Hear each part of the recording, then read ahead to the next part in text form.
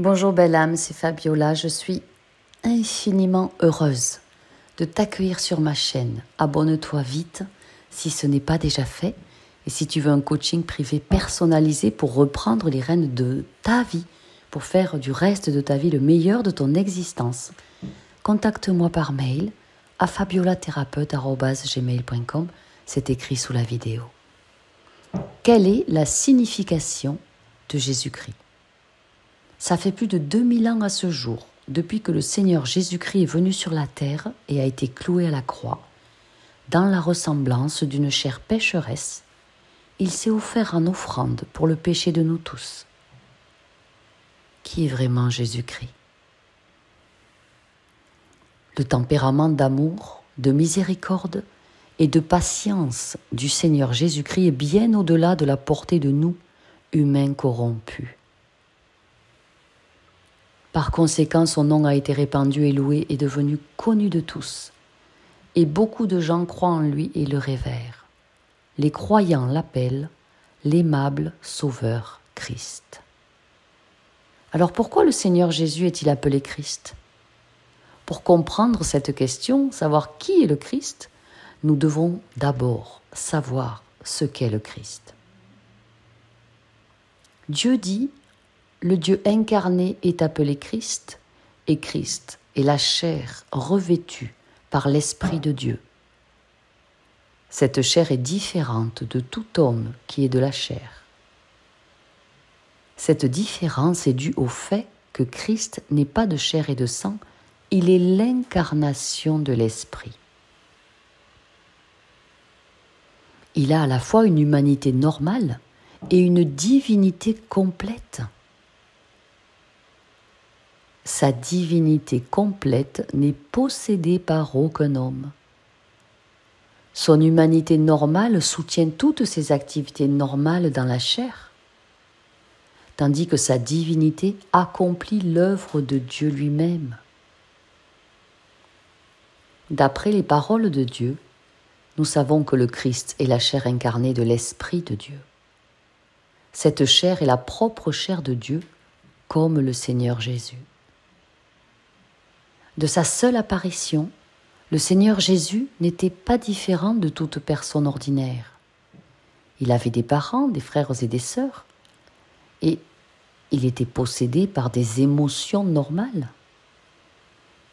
Cependant, il possédait l'essence divine que nous, les humains, ne possédons pas. Son essence divine, globale, totale, s'est exprimée à travers sa parole et son œuvre. Ainsi, le Seigneur Jésus est appelé Christ. En étudiant la Bible, nous pouvons confirmer pourquoi il est dit que le Seigneur Jésus a une substance divine sous les aspects suivants. Premièrement,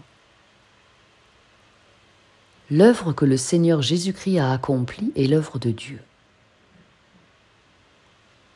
C'est-à-dire conclure l'ère de la loi et inaugurer l'ère de la grâce. À la fin de l'ère de la loi, les gens commettaient de plus en plus de péchés et étaient de plus en plus incapables de respecter les lois divines. Ils risquaient d'être condamnés et mis à mort pour avoir enfreint les lois. Afin de racheter l'humanité corrompue, Dieu s'est fait chair et est venu sur terre.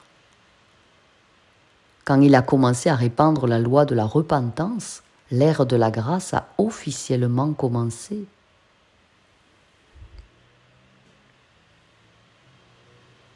Le Seigneur Jésus a travaillé pendant 3 ans et demi. Ensuite, il a été cloué à la croix dans la ressemblance d'une chair pécheresse, rachetant toute l'humanité du péché. Dès lors, ceux qui acceptent le Seigneur Jésus-Christ ne sont plus contraints ou condamnés par les restrictions de la loi.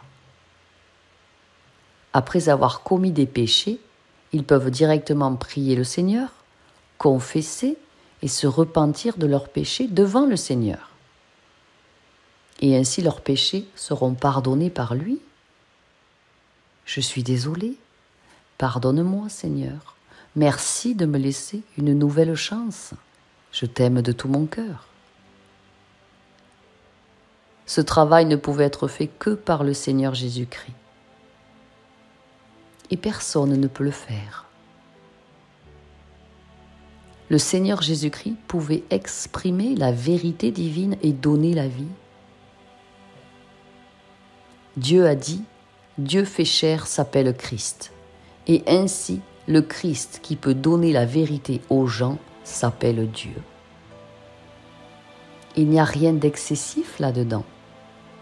D'après les paroles de Dieu, nous pouvons voir ceci. Christ est la chair incarnée de Dieu et peut sûrement exprimer la vérité. Vous avez tous un Christos en chacun de vous, une part divine. Elle est à réveiller. Comme nous le savons, après avoir été baptisé, le Seigneur Jésus a vaincu les tentations du diable. Après avoir commencé à accomplir son ministère, il a accueilli de nombreux signes et prodiges et exprimé de nombreuses vérités. Il a prononcé de grands discours, de nombreuses paroles, parmi lesquelles il y avait des paroles d'avertissement, les paroles de ses exigences envers l'homme, et des paroles de nombreuses prophéties et promesses. Nous avons senti que toutes les paroles du Seigneur Jésus sont la vérité et ont autorité et puissance, et qu'elles sont les déclarations de Dieu lui-même à toute l'humanité. La voix du Christ est la voix de Dieu. Lorsqu'il a répandu la voix de la repentance, il a exprimé des paroles à tout moment et en tout lieu selon les besoins de l'homme. Par exemple, le Seigneur Jésus-Christ nous a demandé « Tu aimeras le Seigneur ton Dieu de tout ton cœur, de toute ton âme et de toute ta pensée. » C'est le premier grand commandement. Je traduirai par avoir une foi infaillible, incommensurable, quoi qu'il arrive. Et le second commandement est assez semblable. Tu aimeras ton prochain comme toi-même. Matthieu 22. Mais que votre communication soit, car tout ce qui est plus que cela devient du mal. Matthieu 5. Et on peut lire encore. Alors Pierre vint à lui et dit, Seigneur, combien de fois mon frère péchera-t-il contre moi et lui pardonnerai-je? Jusqu'à 7 fois? Et Jésus lui répondit, je ne te dis pas jusqu'à 7 fois, mais jusqu'à 77 fois. Matthieu 18. Toutes ces paroles sont les chemins que le Seigneur Jésus nous a indiqués pour marcher, nous permettant de savoir comment agir pour être en harmonie avec la volonté de Dieu et obtenir son salut. Comme l'a dit le Seigneur Jésus-Christ, « Je suis le chemin, la vérité et la vie. Nul ne vient au Père que par moi. » Jean 14. Cette disposition exprimée par le Seigneur Jésus-Christ est celle du Créateur. Le Seigneur Jésus-Christ a manifesté des signes et des prodiges en Judée. Il a guéri les malades, chassé les démons pour les gens. Il a également accordé sa grâce abondante à de nombreuses personnes, afin de contempler des signes et des prodiges, élargissant ainsi leurs horizons, et pour recevoir quelque grâce du Seigneur. Eh bien, 5000 personnes se rendirent là où se trouvait le Seigneur Jésus. Il savait qu'ils n'étaient pas ceux qu'il avait vraiment suivis, mais il a quand même montré les signes. Nourrir 5000 personnes avec 5 pains et 2 poissons, juste pour leur ouvrir les yeux. Et quand le Seigneur Jésus-Christ a été cloué sur la croix, il a dit « Père, pardonne-leur, car ils ne savent pas ce qu'ils font. » Luc 23. Il nous a aussi enseigné en disant « Mais moi je vous le dis, aimez vos ennemis, bénissez ceux qui vous maudissent, faites du bien à ceux que vous haïssez et priez pour ceux qui vous maltraitent et vous persécutent. Enfin, que vous soyez les enfants de votre Père qui est dans les cieux, car il fait lever son soleil sur les méchants et sur les bons, et il fait pleuvoir sur les justes et les injustes. » Matthieu 5. D'après ça, nous voyons que le Seigneur a fait preuve de miséricorde infinie envers l'humanité. Il a pris soin de tout le monde et a permis à tous de recevoir une partie de sa grâce, les bons comme les mauvais. Il n'a pas jugé. Le Seigneur Jésus-Christ a révélé son amour et sa compassion pour nous, pour chacun de nous, les humains, dans chaque détail de ses paroles et de son œuvre. Eh bien, son attitude envers nous, l'humanité corrompue, nous a fait voir une incommensurable miséricorde, un amour infini, une patience prodigieuse, une tolérance au-delà de tout ce qui est possible, et le pardon de Dieu qui mérite d'être exalté par nous les humains, d'en être vraiment ébloui. La disposition exprimée par le Seigneur Jésus-Christ est celle du Créateur. Le Seigneur Jésus-Christ a manifesté des signes et des prodiges en Judée. Il a guéri les malades, chassé les démons, accordé des grâces abondantes à tout le monde. Il faut s'en souvenir.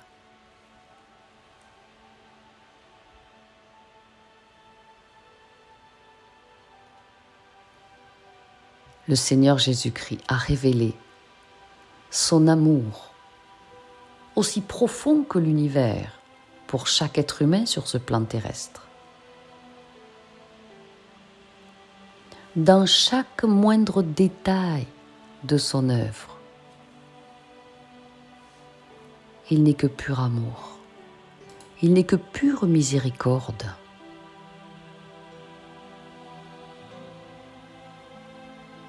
Sa tolérance est infinie. Je vous souhaite de retrouver votre Christos intérieur, de travailler avec la lumière du Christ, avec l'énergie christique dont nous sommes incommensurablement infusés en ce temps avant Pâques. Centrez-vous sur vous, recevez la pure lumière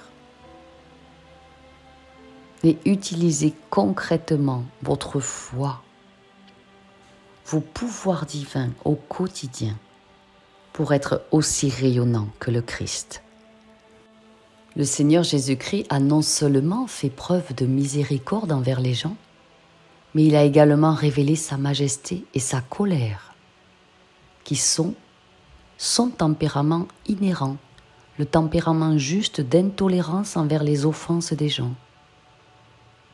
Quant à ces pharisiens qui ont essayé d'empêcher l'accomplissement de sa volonté et qui ont blasphémé contre l'œuvre du Saint-Esprit, le Seigneur les a réprimandés, commandés et maudits.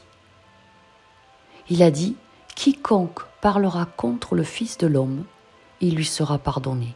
Mais quiconque parlera contre le Saint-Esprit, il ne lui sera pas pardonné, ni dans ce monde, ni dans le monde à venir. » Et il a ajouté « Malheur à vous, scribes et pharisiens hypocrites. Quand vous avez fermé le royaume des cieux aux hommes, eh bien vous n'y entrerez pas vous-même, et vous ne laisserez pas entrer ceux qui entrent. » Matthieu 23. De l'œuvre du Seigneur, nous voyons que les dispositions qu'il a révélées ne sont pas seulement la miséricorde et l'amour, mais aussi la justice et la majesté, la noblesse d'esprit, de cœur. Et ces dispositions sont vives. Christ est l'incarnation de l'Esprit de Dieu, et ce qu'il exprime en tout temps et en tout lieu est son tempérament inhérent. C'est exactement comme Dieu le dit. Christ n'est pas simplement la manifestation de Dieu sur la terre, mais aussi la chair particulière assumée par Dieu alors qu'il accomplit et achève son œuvre parmi les hommes. Cette chair ne peut pas être supplantée par n'importe quel homme. Mais c'est une chair qui peut adéquatement porter l'œuvre de Dieu sur la terre, exprimer le tempérament de Dieu, bien représenter Dieu et donner la vie à l'homme. D'après l'œuvre et la parole du Seigneur Jésus, ainsi que les dispositions qu'il a exprimées, nous pouvons savoir que le Seigneur Jésus était l'incarnation de l'Esprit de Dieu et l'apparition du Christ. C'est lui qui a canalisé un vortex surpuissant d'énergie christique depuis la source des sources et qui l'a conduit sur ce plan terrestre. De l'extérieur, Jésus semblait être un homme normal et pratique, avec un grand bon sens. Mais ce qu'il a dit et fait est l'expression de la substance inhérente de Dieu, sa substante moelle, divine, d'une perfection inouïe. Par conséquent, il n'est pas difficile de comprendre la raison pour laquelle le Seigneur Jésus est appelé Christ. Merci d'avoir suivi cet enseignement. Je vous souhaite d'être infusé d'énergie christique immensément. Que l'énergie du Christ vous couvre de toute sa puissante lumière et que votre Christos lumineux, rayonnant, soit. Si vous souhaitez un coaching privé personnalisé pour reprendre les rênes de votre vie, pour faire du reste de votre existence le meilleur de cette incarnation, pour avoir de nouveaux outils et concrètement réussir tout ce que vous souhaitez entreprendre, contactez-moi à fabiolathérapeute@gmail.com. C'est écrit sous la vidéo. Le coaching est à effectuer une fois dans sa vie au moins, afin de faire un reset, un effacement des mémoires négatives et trancher les cordes toxiques pour démarrer sur de nouvelles bases plus pures, plus sereines, plus fortes. Et si vous souhaitez me rencontrer, je vous rappelle que le mercredi 19 avril, nous avons organisé en présentiel un séminaire sur une journée, un grand atelier collectif dans un merveilleux endroit à Bruxelles. Donc c'est le mercredi 19 avril.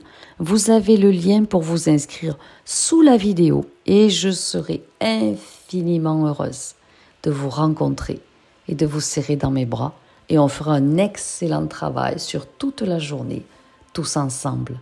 Je vous aime.